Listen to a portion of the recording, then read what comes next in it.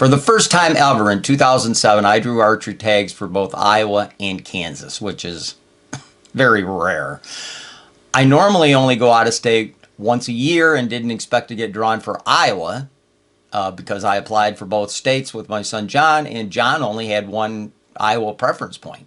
And typically, when you apply for Iowa, you need at least 3 preference points to get drawn, sometimes 4. When you do apply as a group, which, because there's 2 of us, we were in a group, they take the one with the fewest preference points, and that's what they go by. So we were basically applying with 1 preference point. And we got drawn anyway, which had never ever happened before. We expected to get drawn for Kansas, but not for Iowa, and due to our work schedules, we really didn't want to get drawn for both. But hey, when you get drawn in the same year for Iowa and Kansas, you have to take the time and do it. So I didn't have a problem, but John had a struggle to get 2 weeks off to bow hunt. So he got him off, and we crammed the 2 hunts together. Since both states have December gun openers, we went during the Michigan gun season, which runs from November 15th through the end of the month. I didn't gun hunt anymore, and John can either take gun hunting or leave it. He doesn't really care. Plan was to go to both states. Iowa was a pretty quick hunt. This particular audio video is going to primarily be about the Kansas portion. I will do an Iowa portion of this same hunt later. It took us 4 days to fill our Iowa tags. John took a busted up 9-point and had relatively heavy mass, but he hadn't went out of state that many times. And in fact, I think this might have even been his first time in Kansas. We filled our tags in 4 days, with John taking a busted up 9-point with heavy mass, and I took a really clean 10-point on a freelance hunt. Basically went out, found a primary scrape area back by a river in a bunch of crappy brushy area, and that's where I took that 10-point. We gave both bucks to the farmers that we had met, or I knew one of them actually, and with the hunt being so short, we now had a lot more time to concentrate on Kansas. I hunted my first time ever in Kansas in 2004, and I had received free hunting permission on 2 different properties, plus we had public lands to hunt out there.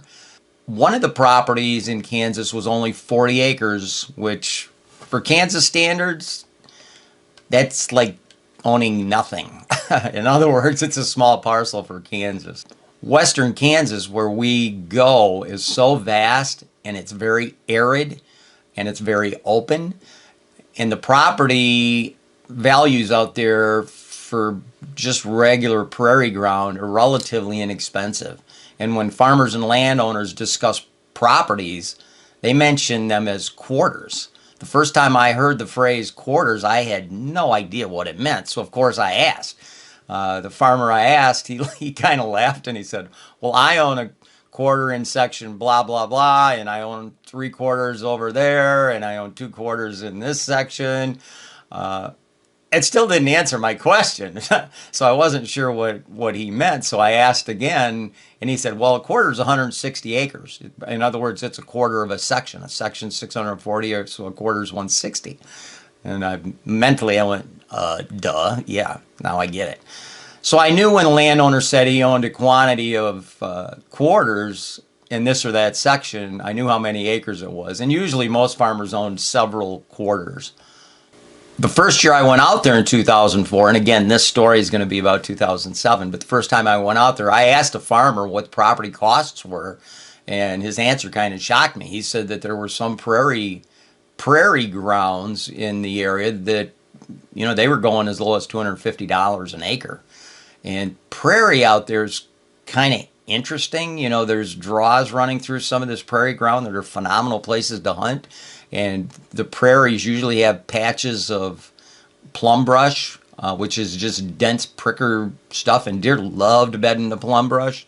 So even the prairie ground out there is pretty decent hunting if you can enter it and exit it properly without spooking the hell out of everything.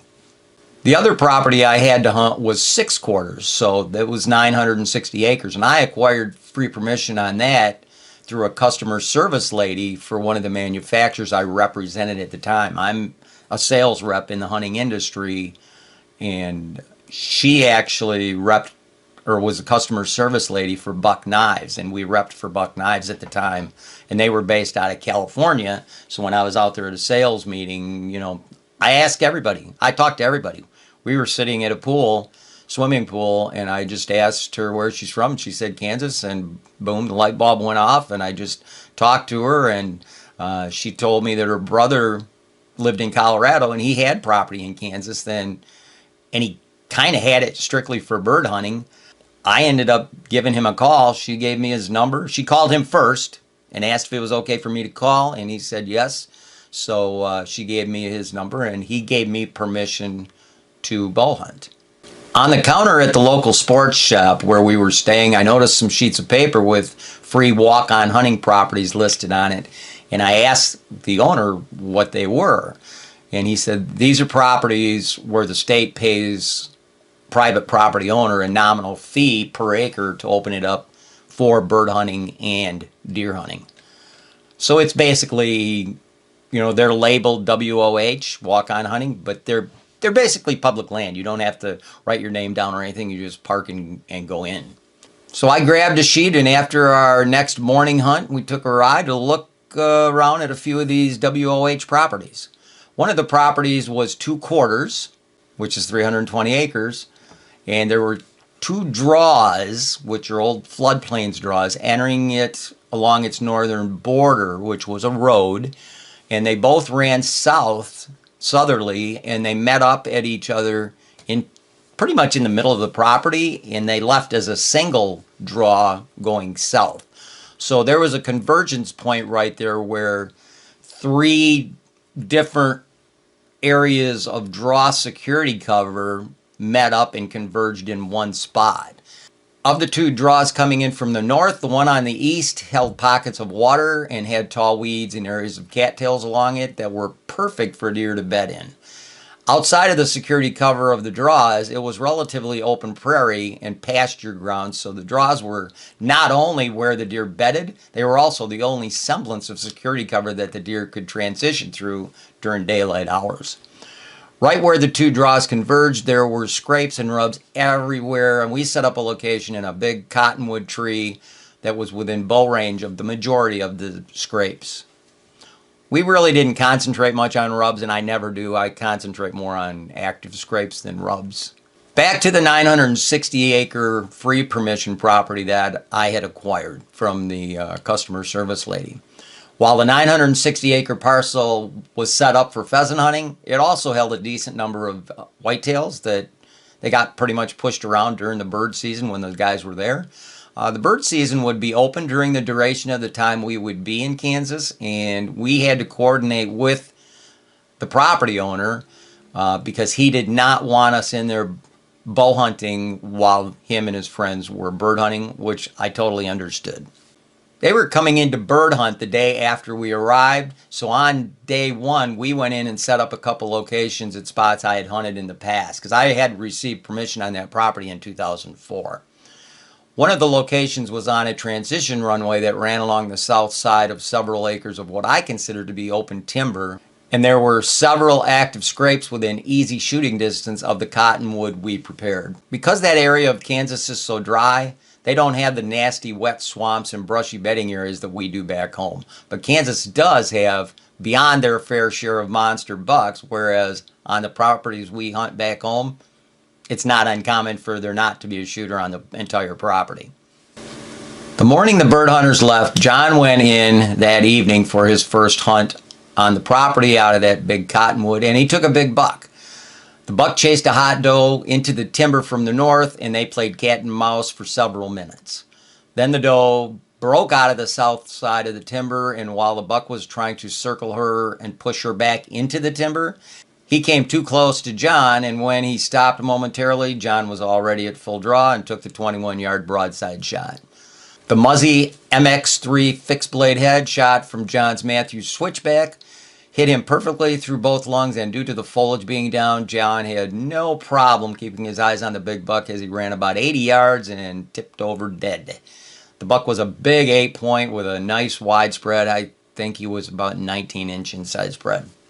My original kill criteria had been set at about 140 inches or bigger, and as the trip was winding down for me, my criterion got a little bit skinnier. I'd already passed on a couple Pope and Young bucks, probably 130s, 135s, and was now considering that if I had the opportunity, I'd probably take one of those bucks because they were both clean. Nothing was busted.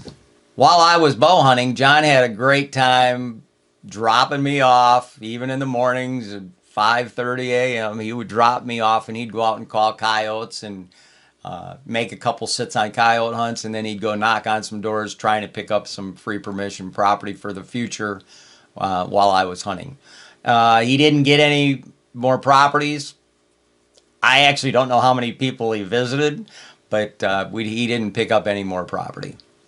My plan was to hunt that walk-on property with the draws running through it that converged, and because pheasant season was open, I waited until a couple of days after the weekend to hunt it because I know bird hunters were in there. Bird hunting is way more popular in Kansas than deer hunting is, and I knew that there were bird hunters in there pushing deer around. But it was a big piece of property, so they would just push them into different areas, and they would bed. And out there, even if you pushed them off the property, they'd come right back in the next day. I was certain that the property got bird hunted on the weekends because we'd driven by there a couple times, but they didn't get hunted during the middle or late during the week. My first hunt there was on a Thursday morning, and I didn't sit very long after daybreak before I caught a glimpse of a pretty decent looking buck moving through the draw from the south heading north. He kept coming, and the closer he got, the bigger he looked. At about 80 yards away, he stopped for a few moments to work a scrape and then continued in my direction. He was definitely a shooter, so I quit looking at his rack and concentrated on the task of trying to kill him. His current route would bring him right to the scrape area about 15 yards from me. He came in and momentarily stopped at one of the scrapes. As soon as he began working the scrape, I came to full draw with my 60-pound Matthews Conquest fingers bow. I settled my pin just behind his shoulder and released my Carbon Express arrow with G5 Tekken 2 mechanical broadhead, and it found its mark. I watched as the deer ran about 60 yards through some tall weeds, going back to the south through that draw, and expiring within sight. Now we were done. So being finished, I pulled the steps as I descended the tree, and it was maybe 20 minutes before I was standing over this wide, beautiful, perfectly clean 9-point. And I think he was also 19-inch inside spread, so 19 or 19 and a half. So we both killed just beautiful, beautiful bucks. He was well over my 140-inch initial, criteria. So I was relatively geeked to kill that nice of a buck that late in the trip. I called John and interrupted his coyote sit, but he had already taken a couple coyotes since he shot his bucks, so I requested that he come get me so we could get loaded up and go home early. It was a perfect ending to our 2-state trip as we took home 3 9-points and a 10-point in our little hunting excursion. If you're from a heavily pressured area in the Midwest or Northeast and want to take an out-of-state trip, I strongly recommend going to these states because they have a lot of public lands. Some of them actually have archery-only public lands, and your odds of killing big bucks are just a lot higher than where you're probably hunting. The states that I recommend are Wisconsin, Missouri, Kansas, Iowa, Illinois, southern Illinois, I should say, Indiana, southern Indiana as well, Nebraska, Oklahoma, and either one of the Dakotas. And if I had to prioritize those, the top 3 states would be Kansas, Nebraska, and Iowa. So those would be my first options. Those 3 states are all relatively identical as far as P&Y entry ratios per licensed deer hunters, bow hunters. So those are all phenomenal states. Anyway, thank you for listening to another audio video, and I hope you're enjoying these. I'm kind of enjoying doing them. So, hey, take care.